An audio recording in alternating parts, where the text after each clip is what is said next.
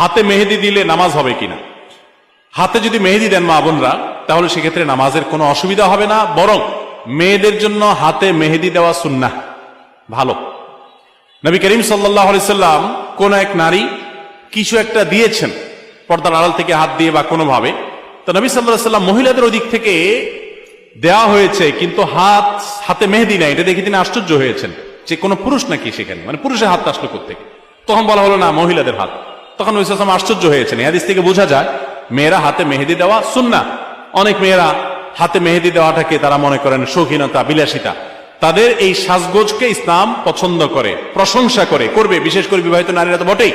বিধায় মেহেদি ব্যবহার করলে অজু হবে, কোনো অসুবিধা নাই, নামাজও হবে। এমনকি আর্টিফিশিয়াল মেহেদি যেগুলো বাজারে পাওয়া যায়, টিউব মেহেদি বলা হয়, এগুলো দিলেও অজু হবে। এগুলো দেওয়ার ফলে অনেকে মনে করেন অজু হবে না, কারণ এগুলো দেওয়ার ফলে অনেক সময় এই মেহেদিগুলো